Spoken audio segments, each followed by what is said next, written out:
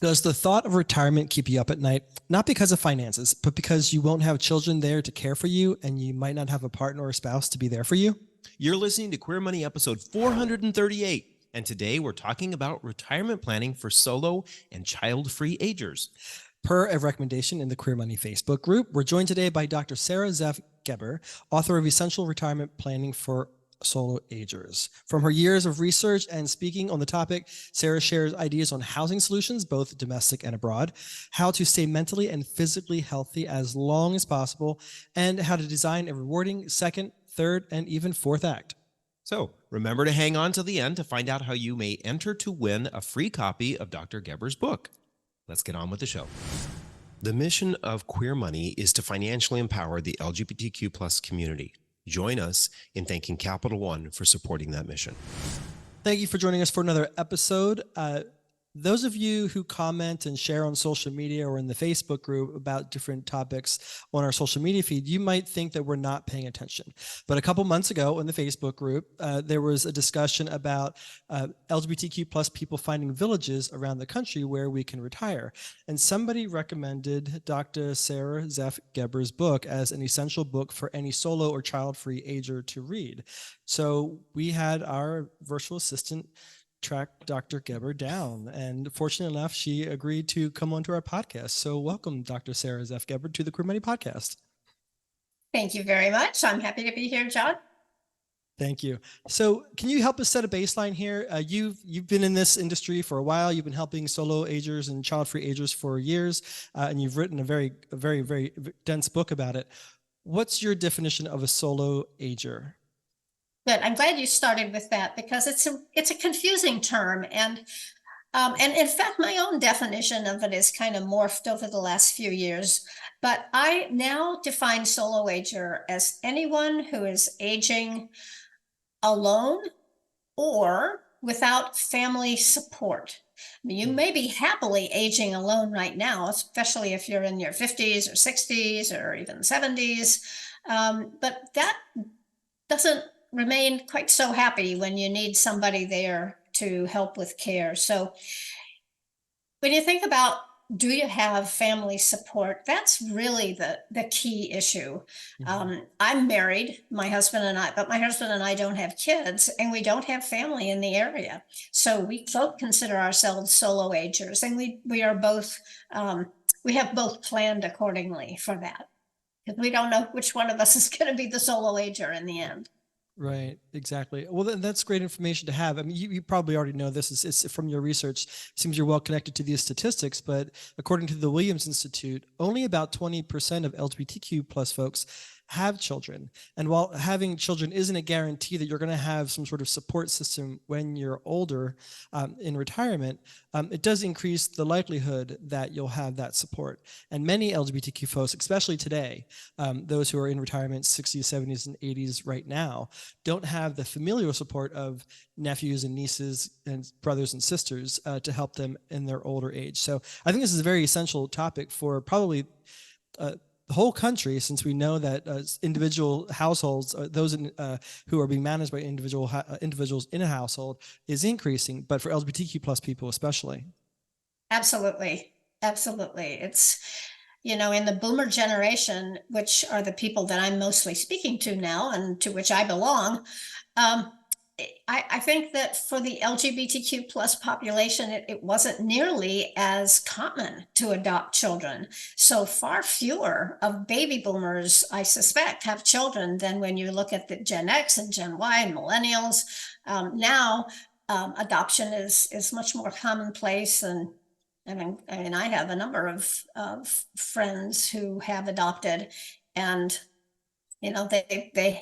they're going to have that when they grow older as a support. They may not think so now, but my experience is that, gay or straight, wherever the kids came from, they rush in and help when the need is there. So absolutely.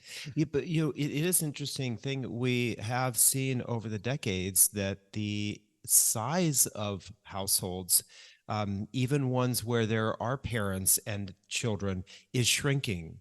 right? We're now below two. The average number of children in a household is below two, which means that there must be a significant number where there aren't any at all. So the population of couples or individuals who don't have children is on the increase. So this is an expanding topic, and something I think that we in the personal finance space, those of us in the LGBT personal finance space especially, is just not a topic that we seem to be giving much attention to. And we probably need to start doing it a little bit more because, as you bring out, that just the size of the aging population is growing. So there's more people who would be interested in this. Absolutely. Yeah, we're just not replacing ourselves quick. Essentially that's it. And I was just reading this morning that it's even more critical in Europe. They have even more one-person households. So they're facing a crisis very similar to we are. It's not limited to the US, but it's certainly happening. Yeah. So let's see if we can find some solutions for folks. So from your expertise, what do you find are the most forgotten considerations for those who are solo agers and those who don't have children to help them out in their retirement years? What I see primarily is people planning when they plan at all. These are people that are actually planning, and that's a fairly small percentage. A lot of people would just like to live in what I consider a magical wonderland where they're going to spend their final day on the golf course, have a wonderful meal, and then die in their sleep. And that, of course, is not what happens to most people. So the most forgotten thing, even if people are willing to plan for their death and do all the what's called pre-planning, they don't plan for their care.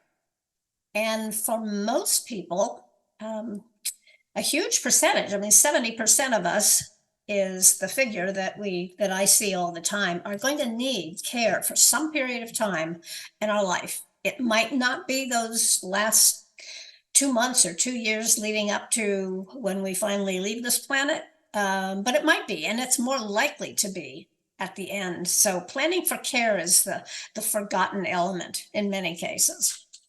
And do you find that that's just something that people forget? It's a technicality they don't think to address, or is the topic so scary that they don't want to broach it? I think it's the latter.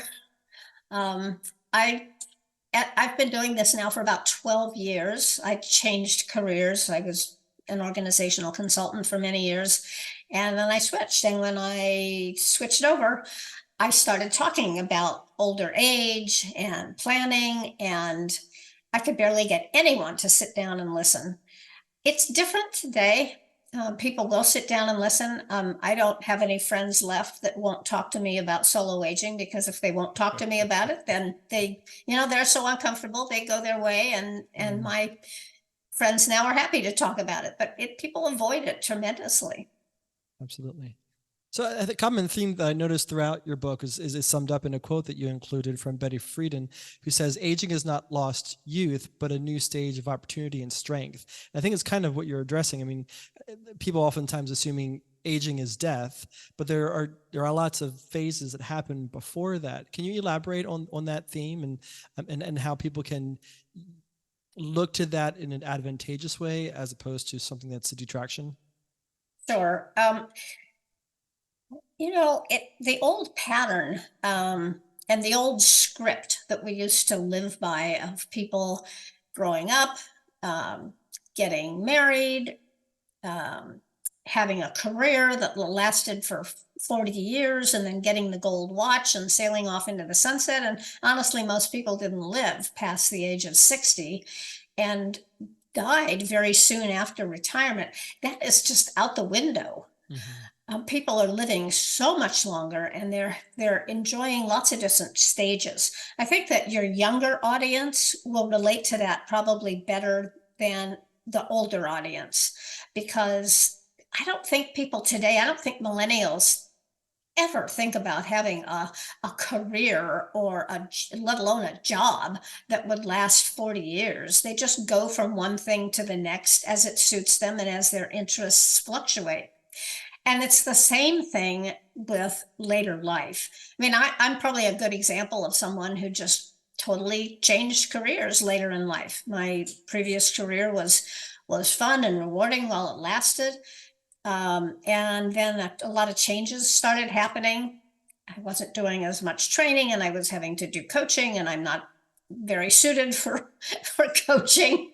So I just shifted, and that's what people need to do. Just pivot. When the world pivots, we need to pivot, and it's pivoted more and more often. I mean, I have loads of examples of friends of mine that have left careers and gone on to do something that was meaningful to them, like work with dogs. I have one friend with a master's degree and is now working 3/4 time at the Humane Society.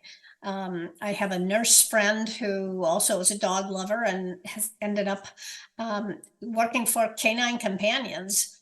Another friend who's a retired doctor who is now president of the board of our local food kitchen, you call that soup kitchen or whatever you want to call it, food pantry. If people just look around and gravitate to the things that interest them, and it's a whole nother phase of life. Tired of all the credit card offers you get from your current credit scoring app? Download CreditWise by Capital One today to avoid them. Absolutely. You I'm think going to throw something a little cheeky in here, but just the data that comes out of the villages and what we know what's going on with STDs, we know that life still is a lot of fun, evidently, when you get older, right? So it's not just that we change careers, our sex lives can evolve and be fun and enjoyable. For people in our community, it is interesting how many people we see in their boomer years who are coming out now. So life has a lot of advantages if you allow yourself to age and enjoy it, right? Yeah, age as you are, you know, who you are. And it is a great time to, to learn more about yourself, to be more authentic, to whether that means coming out or whatever it might mean, but embracing what's authentic about you and what your true interests are. It's a wonderful time in life to do that. Yeah, I think one of the worksheets that you included in your book, I think it's that your values clarification worksheet. I think that was very thoughtful exercise for people to go through, because we've talked a lot about on this podcast about how so often by the time we reach adulthood, we look back and we're like, how did I become the person I became? Like, who said I was going to enjoy all this stuff? Who said I was going to be this person? And so that kind of gives you the opportunity to say, what are my values? What does interest me? How do I want to adapt? I'm wondering if, based on what you said, that with millennials being more adept at switching jobs or chasing, I shouldn't say chasing, but looking towards what's most interesting to them at that time, do you think that they might then be more adept at being able to make those kind of changes when they are in their 60s and 70s relative to what maybe baby boomers are doing today? I suspect so. I don't have a crystal ball, but we get used to a way of being in the world, and it follows us. So what you were able to do in earlier years becomes the same kind of thing you're able to do in later years, and maybe a little different form. So I suspect that's probably true. Yeah. So there you go, millennials. You got a bone. We're not always bashing millennials on this Gen X show. Another theme, and I kind of get the impression that it's a critical theme throughout your book, is that for people to be able to live their best lives until the very end is creating a sense of community and support, not necessarily providing you physical or medical support, but just people to be around, because there's a sense that isolation and loneliness are two of the biggest critical factors in poor health, both physical and mental. Can you elaborate on that a little bit, especially since a lot of LGBTQ people already, to a certain degree, feel isolated, and that can maybe gravitate towards more of that as they age? Sure. I think to sum it up, I would say, find your tribe and burrow in. We are tribal people. We are social creatures. And to isolate ourselves is really not natural to who we are. So it's sort of shocking to me that so many people are choosing to live alone. And that's not to say that I don't have a lot of friends that do live alone happily, whether they never married or whether they're divorced or whether they've come out or whatever led them to live alone. Um, I think that we have to reevaluate that as we get older, because loneliness and isolation really are very detrimental to our health, and you can find so much research on that. And the pandemic prompted a lot of research on isolation and loneliness, and there already was research. So it's just not it's not kind of up for debate. It's not healthy to live alone as you get older. And you can think about it. You live your life in your world of work to some extent, and a lot of your friends, people around you, that's your social context when you are in early life, middle age, and even toward the end of your career. But people find new careers or new social circles, but it has to be a deliberate activity for many people. And it should be. I think that the need to form community, the need to be part of a community and feel like we are a cog in a wheel of some sort, that people care about us and we care about them, is so important. Yeah, I thought it was very interesting in your book on page 110. You said child-free individuals with a solid support network are mentally healthier than parents with a modest to weak social network. So even necessarily having kids doesn't guarantee that level of health if you don't have a close tie to those children. Whereas if you are a solo ager or you don't have children but you have a strong support network, you can still maintain that positive mental and physical health. Well, that was very interesting dichotomy. Yeah, I think it's certainly not there's not a strict dividing line, because a lot of people are very involved in their community and they don't have kids, and there are younger people in their community that will that they can literally contract with and talk about what they want as they get older. I think that I always encourage people to use their nieces and nephews, if they're close to them, if they're the kind of people that they would trust, as sort of the first line of defense on that. But barring having nieces and nephews that you even want to engage like that, then you're going to have to look to your community and to find the younger people within your community to help you with that.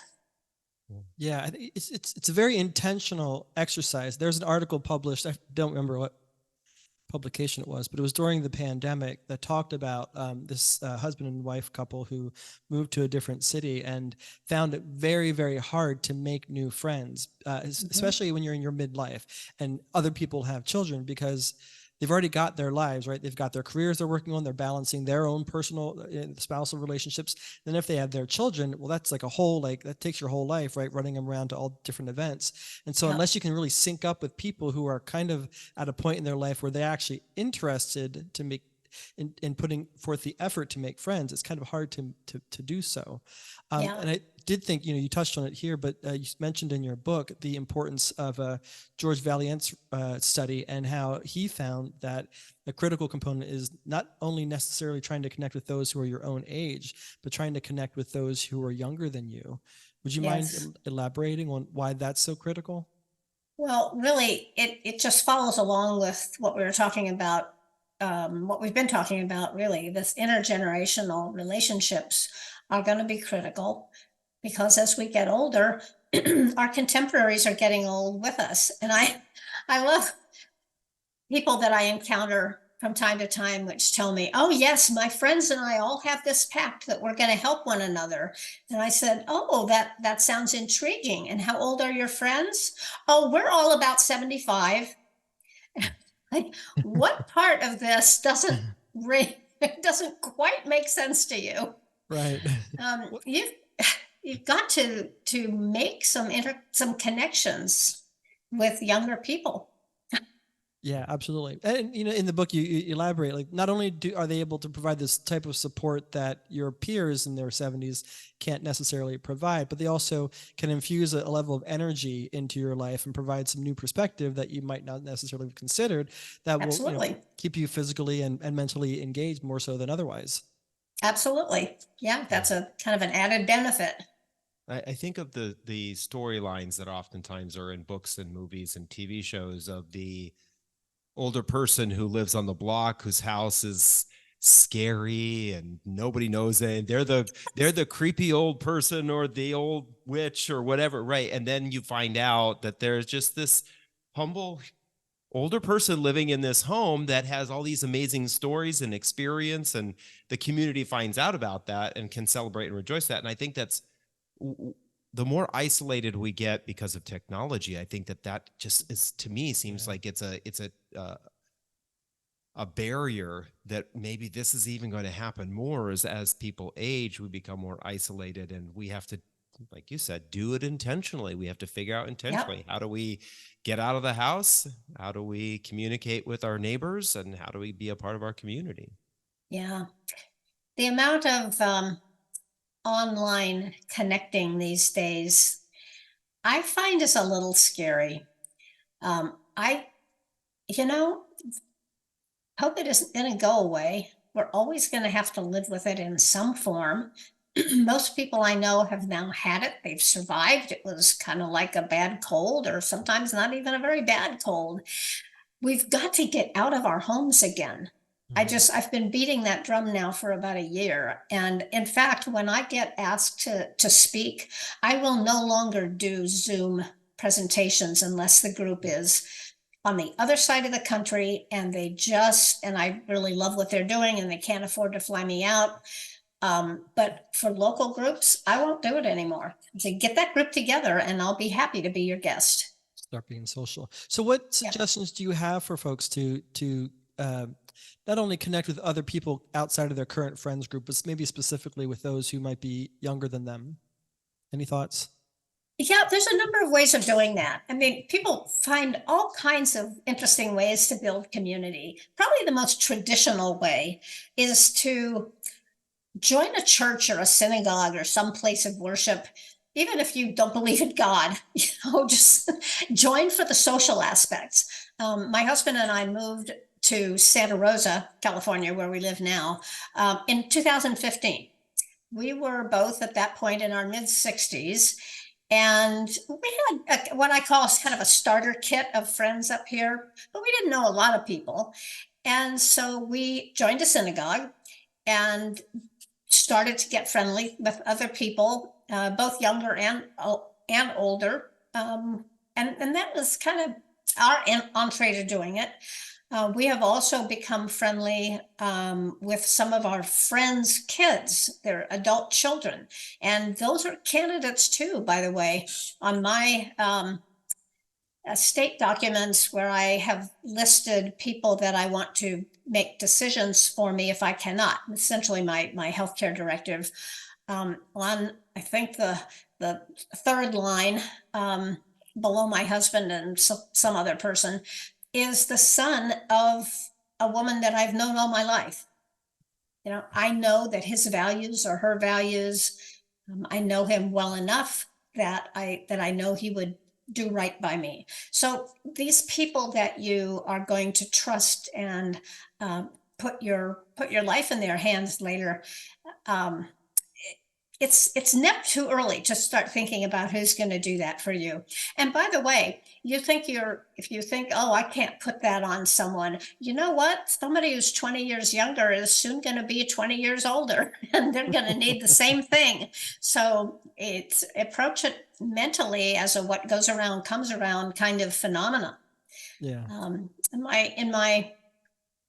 In my fantasies, I think about creating groups of people who who don't have kids or believe they're going to be really aging solo in from their 50s to their 80s or 90s, and have them work almost in a kind of a circular looping pattern so that those in their 50s and 60s do sign up to help those who are older now, and then expecting that the group will then be infused with people younger than them who will then be able to be in a position to take care of them. So that's a fantasy that I don't know is going to come true, but it could. When what you're describing is very reminiscent of what we do see in tribes, nomadic tribes, Yes. the tribes, the tribes of Native Americans. It was very Yes. common for even people living in northern Canada and Alaska, the native people there. It's very common for those people to be taken care of, a family member, intergenerational households, which is not Absolutely. so common down here in the Not here. in the U.S. and I think it's a little bit more common in Europe, but not as common as we know in some other tribal communities. Yeah, not Western Europe, evidently. But the less developed a culture is, the more likely they are to still live close to one another, be interdependent, take care of their older and their younger members, kind of tribally. I certainly saw that. I haven't visited any tribes in Canada, but I certainly saw that in Africa when I visited and met some of the Maasai people. Absolutely. They don't think about things like this. They don't have to. It's just natural. Yeah. It's interesting turn of events. I have a lot of thoughts on it, but they don't apply to this episode. So let's get a little bit more holistic here. You talk about in the early part of your book, pages 61 and 62, you list the 6 elements of fulfilling life in later decades of your life. What are those, and can you give us a little bit of a brief description of each? Sure. I wrote them down again for myself, so I didn't have to page through my own book. You don't have them memorized? Oh my God. In fact, disappointed. it's 5 years old this year. It passed its 5th birthday in April. Nice. And I find more and more that I'm having to look back myself. And of course, I plan to do an update at some point. But anyway, the first one of those is financial security, which I know is what you guys are essentially all about. And I'm sure in talking to the two of you, I'm preaching to the choir, but maybe some of your listeners need to hear this again. Just make sure you're not living beyond your means. Modify your lifestyle if your rate of spending will render you penniless by the age of 85. Or even 100%. 95. Yeah, Yep. that's kind of the long and the short of it. The second one is commitment to good health and physical well-being. I think that speaks for itself. Eating right, working out, keeping your body at the right weight, making sure that you, even for very healthy people, there are hereditary things that happen to us, making sure that we see a medical professional regularly, tested for things like diabetes and whatnot. Self-awareness, that's kind of a less obvious one, but I think it has to, for me, it has to do with really understanding yourself as well as you possibly can, understanding your preferences. Things like, are you an extrovert or an introvert? Are you a morning person or a night owl? What is your communication style and how does it affect others? Those are just a few. Some people learn more about themselves through therapy, whether it's one-on-one talk therapy or in a group. It's a great way to learn about yourself is to listen to yourself, answer some questions that get thrown out in a group context like that. And what is the value of that exactly? The value of that seems pretty intrinsic. I mean, I certainly feel like I know more about myself today than I did 30 years ago, and I'm a happier person for it. So yeah, I'd be hard pressed to answer that in any concrete way. It's just an internal thing that should feel good when you get to know yourself a little better and make Absolutely. some course corrections from it. Absolutely. That makes a lot of sense. Okay. Yeah. Okay, so the fourth one is adaptability and flexibility. That is, how well do you adapt to change? Change is all around us. And it's kind of feels like it's coming at a more rapid pace than it used to. On my website, I have an assessment, it's kind of a little quiz on adaptability and flexibility. And it's probably the most popular one on the website. I think it's the only one that is not in the book. The others listed on the website are in the book, but I think I created this one after the book came out, but it's very popular. Nice. The fifth one is having a strong social network. We've kind of pretty much covered that already. And then the fifth one is religion and spirituality.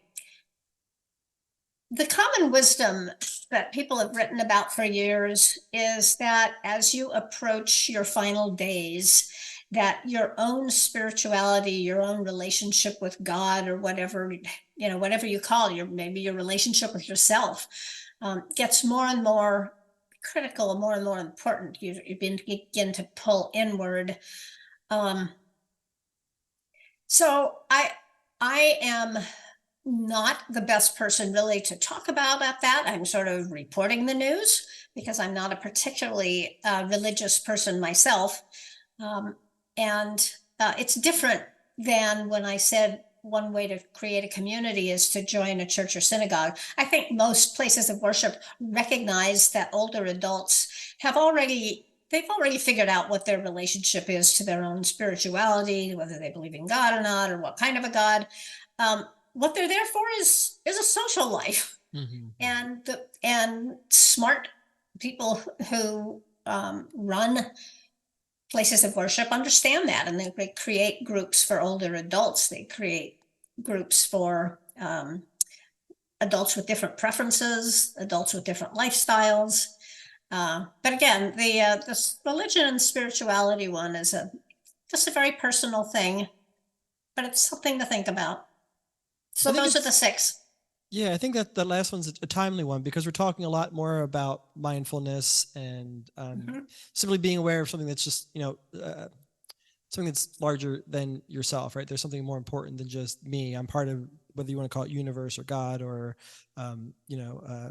Yahweh, whatever, I don't know. There's something bigger than myself that can provide some more value to my life and that of others, right? Yeah, kind of an energy. Absolutely. Yeah. And I think it's more common that we're more contemporary of a topic for people these days, maybe since COVID. Yeah. And I think that as you list these out here, it really does strike a chord with me that that a lot of times when we see younger folks who are very involved with consumerism and their careers, and they're very aggressive with their lifestyle. Oftentimes we see these are the kinds of things that kind of fall to the wayside, right? People are not engaged with doing what's right for their body and their mind. They're not engaged in some sort of spiritual practice. They are maybe they have a friends group, but it's not a strong friends group. It's more of a party friends group, right? But as we age, we're probably not going to be as involved in those kinds of activities. We do need to definitely migrate to what is really the importance of who we are as human beings. Yeah, absolutely. And sometimes those party groups morph and become, they change and become a more, kind of a deeper group, people that get below the surface concerns. And sometimes people spin off and other people come in. Yeah, absolutely. Thank you for sharing that list. The reason I like that list is because it very often, I think especially as we age, we get very myopic in the things that we focus on. And I think we oftentimes forget, maybe even not necessarily when we're older, because, as you said, sometimes we're so focused on our career and acquisition that other things fall to the wayside. But we are like whole creatures, right? There's a whole lot to us, as opposed to, rather than just trying to acquire money or trying to acquire friends or trying to acquire status. We have sort of this 360 experience that we need to sort of address. And if we don't, sometimes that can cause some sort of problems down the road if you don't address all the areas adequately, right? Absolutely. Yeah, absolutely. to speaking of finance. We were not going to dive too much into it because I know you're not a financial advisor or a planner, certified anyway.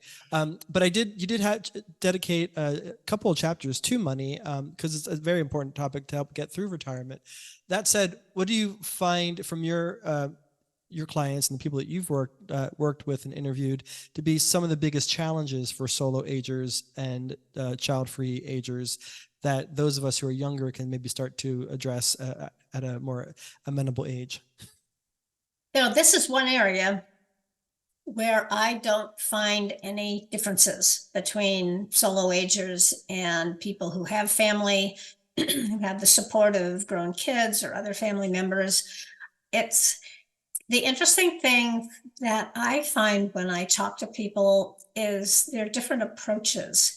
And I think our approach to saving, to spending, to investing, often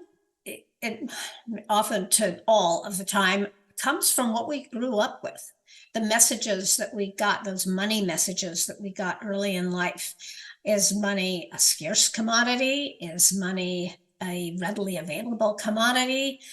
Did your family have to scrimp and save when you were young? Or was there plenty of money and mom or dad didn't ever lose their job? Or maybe they did, and then money got really tight. And so those things imprint themselves on our psyche very early in life. I find it one of the most fascinating things about money is the psychological connection to it. So in that one, I'm going to have to beg off and say nothing special for solo agers here.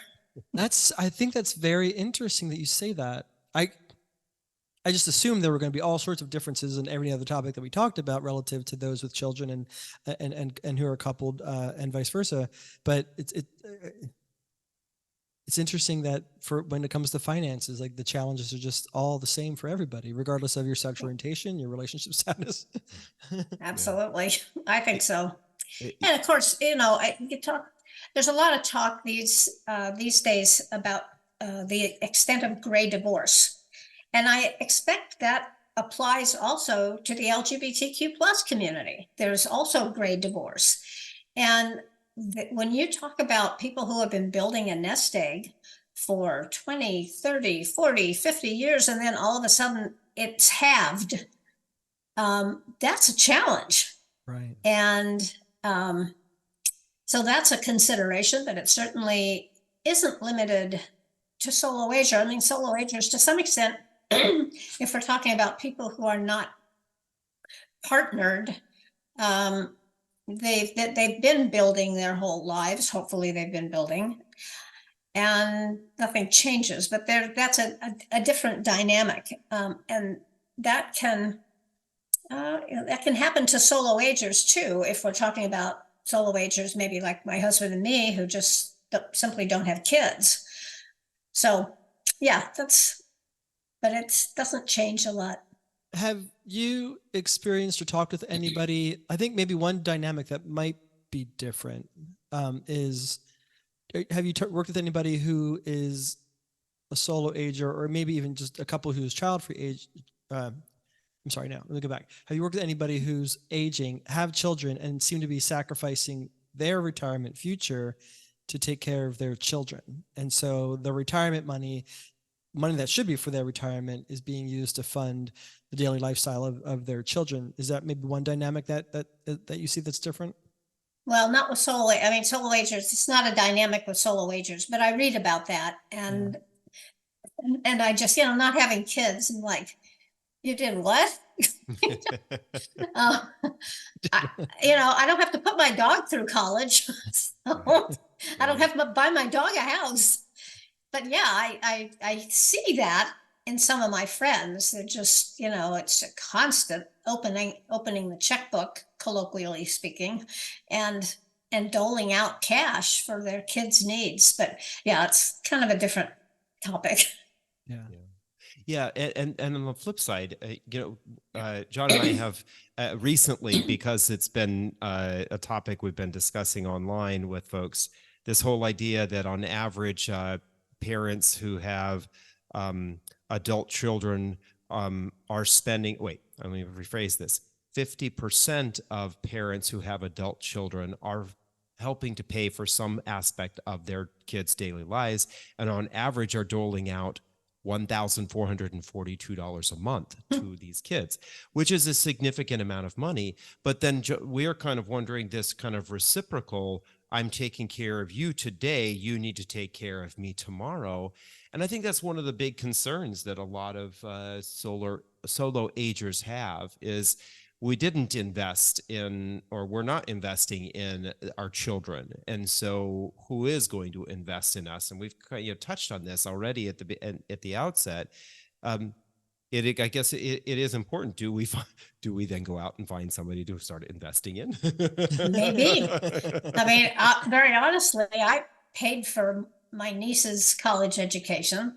My brother is, it couldn't be the provider that I had hoped he would be and whatnot. They'd really kind of live hand to mouth. And I knew that my nieces were going to need some help. So I did that. And yes, I will be counting on my nieces to help me. So yeah, it's a good point. Yeah. Every time we help our nieces or David's stepson, and they always say thank you, we say, just remember, we're going to need somebody to take care of us. I do the same thing. You're going to come visit me. And 2 or 3 times a year, we have to remind them that we're going to be old someday. You're in the will for now. We're getting to that age, right? I don't want to speak ill will of my grandmother, but I do remember my grandmother at times would call and say, I'm writing him out of the will. I'm taking him out of the will. And oftentimes she was speaking about one of my uncles. But we're kind of now getting to the point where we're threatening that with our nieces and my stepson. Hopefully they know you're joking. Yes. Well, there's always a little bit of truth in every joke, right? So I'd like to tackle the reason why you came up in our private Facebook group, and that is various ways that we can housing situations, various ways that we can find, either if we're a solo ager especially, how you might want to join a village, a community. There are intention focused communities. I'd like to touch a little bit on that. So could you share some of those, especially co-housing, home sharing, and cultural special communities that might be appealing to our demographic of folks, especially as they age? Sure. Well, let me start with shared housing, and that is happily becoming more common. It partially is a reaction to the difficulty of living in today's very expensive world. Some people are pairing up, or maybe 2 or 3 people to a household. One person has a large home that they are rambling around in and don't need the bedrooms anymore. They can easily rent them out to either a contemporary or maybe a younger person. So it can be a way of building some intergenerational contacts. There are now some good websites that help pair people up for that, or match people for that. The most popular one is called Silver Nest, and they're operating, they're totally virtual, but they operate in every geographic area, every major geographic area for sure. And I know I probably haven't looked at what they're doing now for several years, but I'm sure they're in most major and even minor markets now for people to find like-minded people to live with. We're talking about a la Golden Girls. I know that for those of you who didn't grow up with the Golden Girls, but you may have caught some reruns from time to time. This is a group of women that live together in Miami or somewhere in Florida. They all shared a lovely home, and 2 of them were a mother and daughter combo, and the other 2 were just renting rooms there in the home. But they had their moments. They fought, they complained, they argued, but they also loved one another, and they helped one another, and were each other's confidants. So it was what you'd call a dramedy. it set a great, I'm so glad that show was on because it set a great example. It painted a great picture for what co-living or having homemates can be. Some people absolutely shudder and back away at the thought.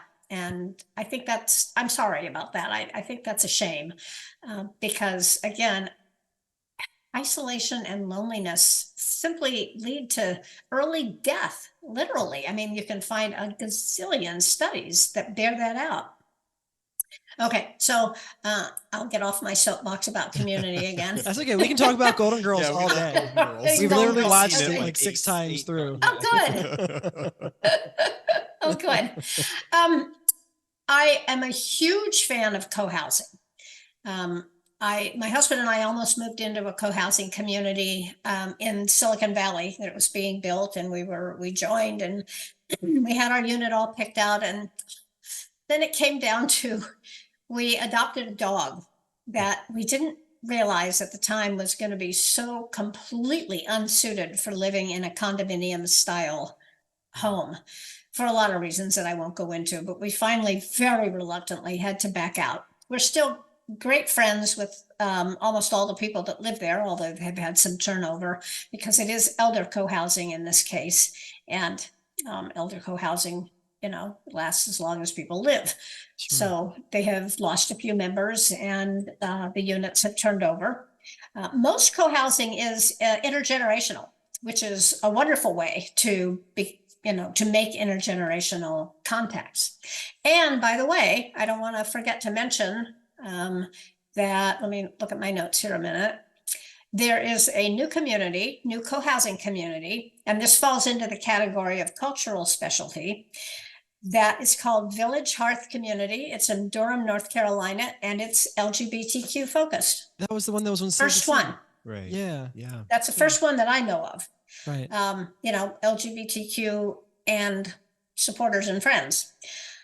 But there are also other intentional communities that you alluded to. And most of those intentional communities are more along the lines of the old communes. People really pitch in together and devote their whole lives to, maybe it's a sustainable farm, maybe it's a religious practice. There are a number of communities like that still operating in this country. A lot of them, interestingly enough, in the Northeast and the Southeast. I don't know about a lot of, and not too many in California, but I don't know a lot of about that. So there is, for anybody who's interested in home sharing, the home sharing guru in this country is a woman by the name of Anna Marie Pluhar, Pluhar, and she has written a book on how to set up a co-living situation. So she's a good resource. Nice.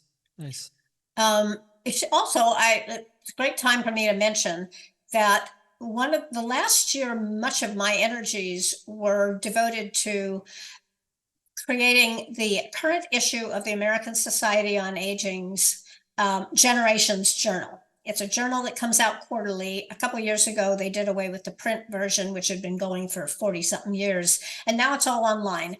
But I was asked to be the guest editor for the summer edition because it is entirely on solo aging. So if you want a resource that has 16 articles all on some aspect of solo aging, it's just a go-to resource. Nice. It just came out a week and a half ago, and I'm thrilled about it. We had some little glitches to work out about paywalls and things, but I think I got those removed. Nice. Did I cover the thing that I didn't mention in terms of living choices? There are expensive ones for those of your listeners who have money and want to live in a retirement community. The life plan communities can be fabulous places for people.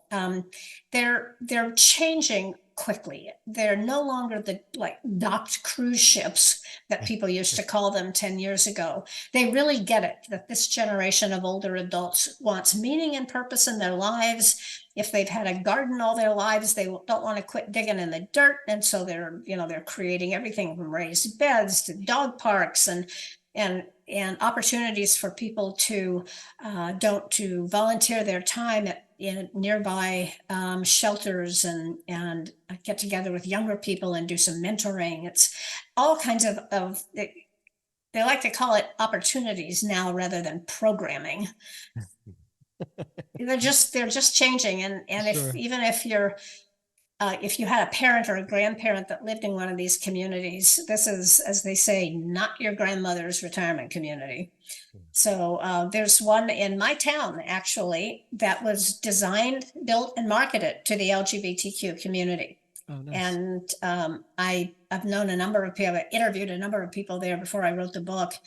And I go over there a lot for meetings and things. It's called Fountain Grove Lodge. And at this point, I think there are 70% gay or lesbian and 30% straight supporters. So, Nice. yeah. Nice. So co-housing, would that like the villages fall under that, where there's a community of people who live in No. their own houses? No. No, the villages is an entirely different phenomenon. Villages happen in different communities, different municipalities. It was started in Boston, in Beacon Hill, that area of Boston. And people just simply knew that there was a lot of people who were kind of friendly with one another. They were all growing old together, and they wanted to combine their resources to have some support. And so they created the Beacon Hill Village, and most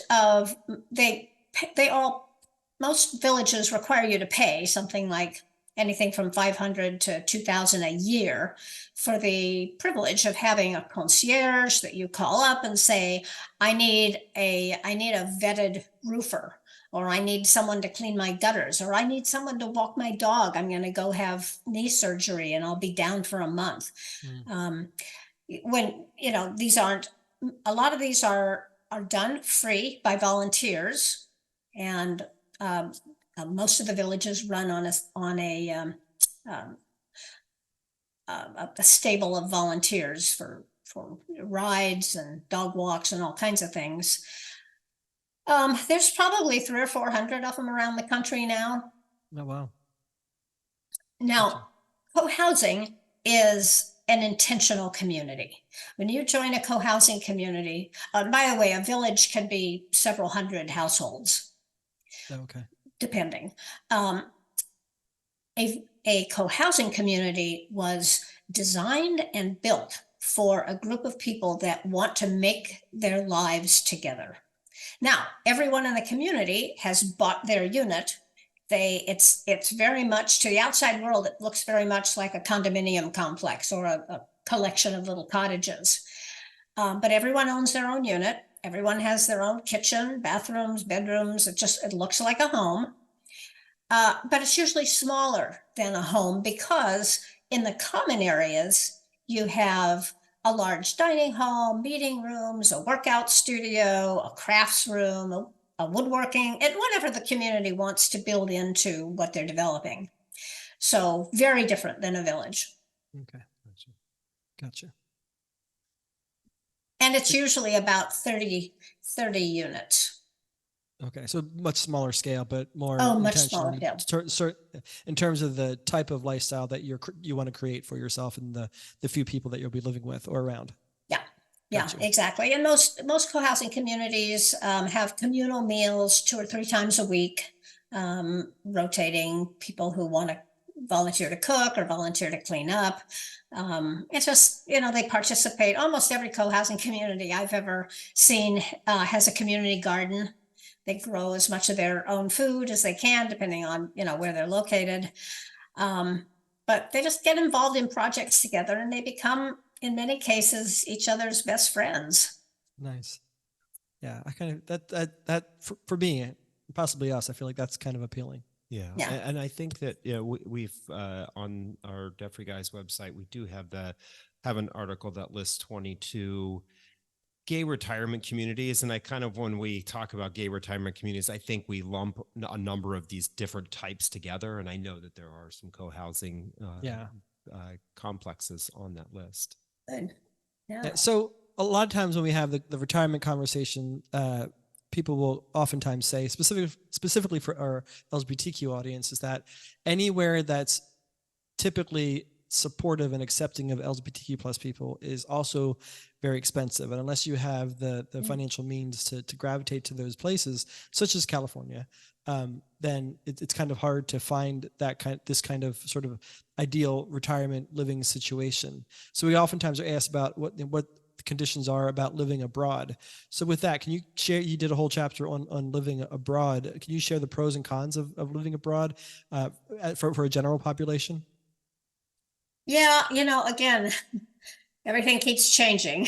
Let me just start by saying, if you can't afford, as far as you can tell, you can't afford to retire in the United States.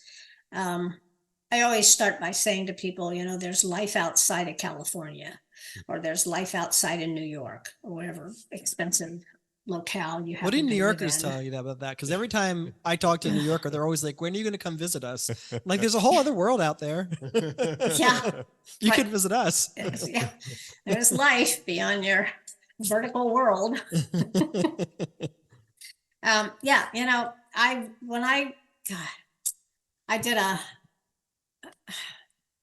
did one of my rare Zoom presentations for a group of New Yorkers the other day, over 100 of them, and all solo agers, or at least interested in what I had to say about solo aging. And it's just so hard to get people in New York to think about any other way of living. And I talked about, I gave some example of what I did during the pandemic and how we got together with our neighbors and that kind of thing. And this woman says to me, but during the Q&A period, she says, well, you got together with people in your cul-de-sac. Well, we don't have a cul-de-sac. And I said, correct me if I'm wrong, but isn't your nearest neighbor right across the hall? No, I don't think you even have to bridge a cul-de-sac. Right. So that's lost on. Anyway, I won't get. Sorry, David. Right. Sorry, John. It's okay. It's okay. I distracted you. So we're talking about living abroad, not living in New York, which does seem like a foreign country sometimes.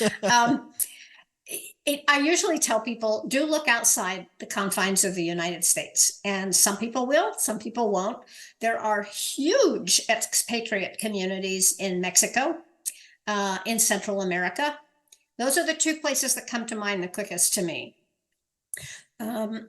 They, depending on what you read and what you believe, they have good medical systems. I still like to believe that they do. A lot of their doctors were trained in the US, and very honestly, the medical system here is not so hot anymore. So, it's a whole different system that you have to get used to if you're not good with change. If you don't score very high on the adaptability and flexibility index, you're probably not a good candidate for retiring abroad, because boy, there are some things that are going to be really different. But it is cheaper. You can live on Social Security. I don't care what you're getting in the way of Social Security. If you're getting anything at all, you can find a way to live on it. Thailand is another place that's very popular now with expats from Canada and the US. Other places in Asia as well. Vietnam, sometimes the Philippines. And again, in the case of Thailand, their medical system is just first rate. And being part of that doesn't take a lot. So, yeah, now there are places in Europe, I understand very recently, because a friend of mine got caught up in it. If you had an accident or got sick in Europe while you were traveling, they just take care of you, and you didn't owe them any money. They just take care of you, put you in a hospital or whatever it takes. And, maybe you pay 10 or 20 bucks on your way out.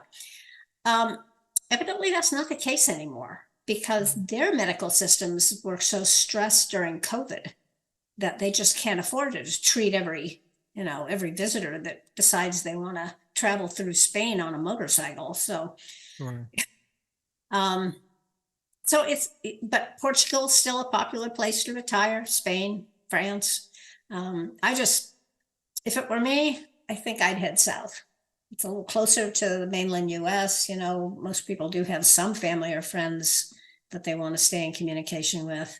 So, however, I don't want to leave that topic without saying that the best information I've ever found on living abroad is a publication and an organization called International Living.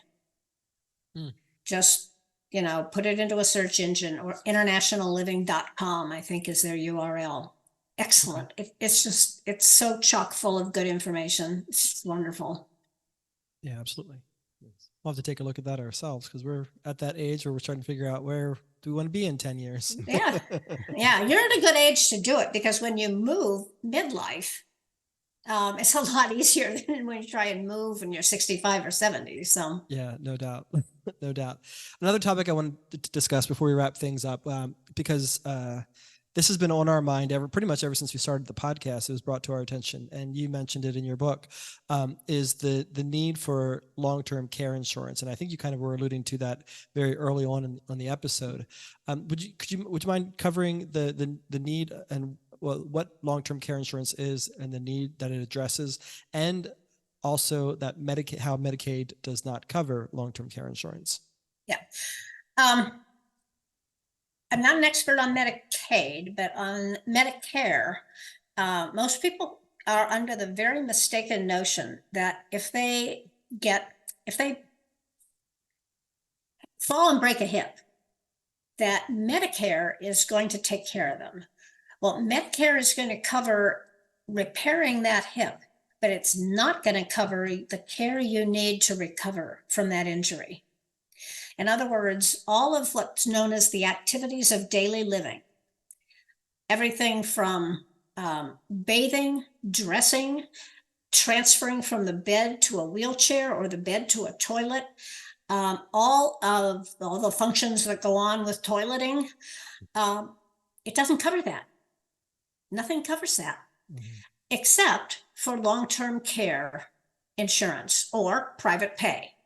So long-term care insurance is a tricky subject, because it's an ever-changing thing. I've had it for almost 20 years now. God knows how much money I've paid into it, but I have it. And it's going to pay for all of those kinds of things for me when I need them.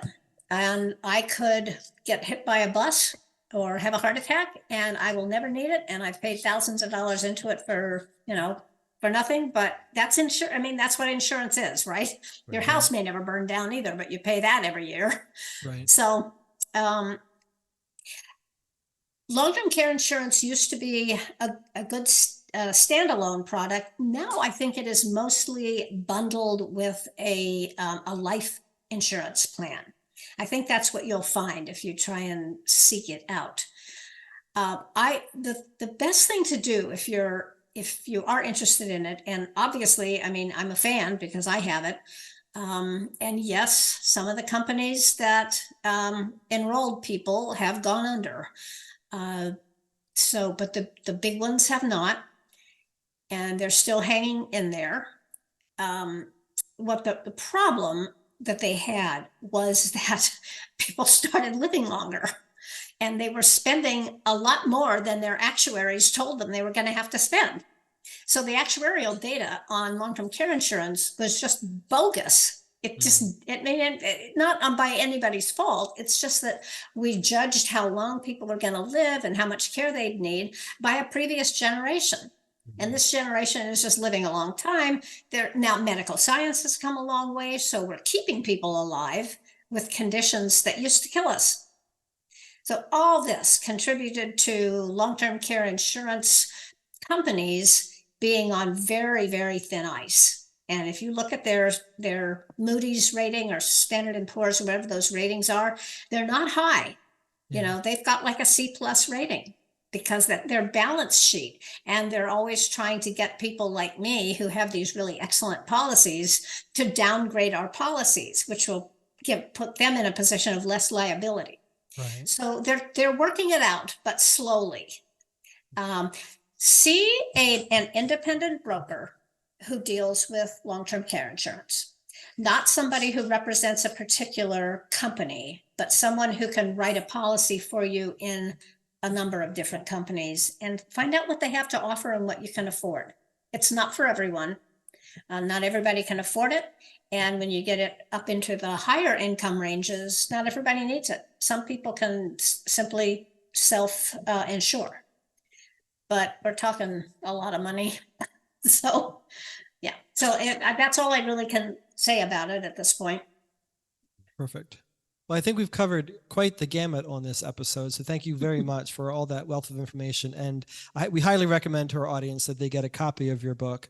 We'll talk about at the end of the outro here how our audience can get entered to win a free copy of your book. But for those of us who don't win the contest, where can they find a copy they can buy? Well, it's the easiest thing, obviously, you can get it on Amazon. But if you don't want to support Amazon, your local bookstore can order it very easily. You can get it from other online booksellers. It's available as an ebook. It's available on Audible. So there are a lot of ways that you can acquire it. Awesome. And then where and how can our audience connect with you otherwise? On your website, social media, or whatever? Yeah, my website is probably my website or LinkedIn. Again, my name, SaraZeffGeber.com, will lead to my website. My company name, Life Encore, will also lead to my website. Same place, two different ways of getting there. But I have a pretty big presence on LinkedIn too, so you can find me there. Nice. Very, very much appreciate all that. We will definitely connect with you and provide all those links to everything in our show notes for those who weren't able to write as fast as they would like. Thank you very much for coming on the show today. We appreciate it. It was great information. You're quite welcome, and it was a lot of fun. Start your journey to financial independence with a checking and savings account that doesn't nickel and dime you with fees. Get a Capital One 360 checking or 360 performance savings account at Capital One today. Thank you, Dr. Geber, for an amazing and comprehensive interview. Thank you, our listeners and viewers, for joining us for another episode. Here's your Queer Money takeaway from this one. Get a copy of Dr. Geber's book, Essential Retirement Planning for Solo Agers. For a chance to win a free copy, subscribe to the Queer Money Podcast email list at queermoneypodcast.com/subscribe. Then join us this Thursday when we talk about the most affordable LGBTQ plus friendly city in the state of Michigan. And next Tuesday when we talk about sustainable value-based investing. Thanks and have a great week.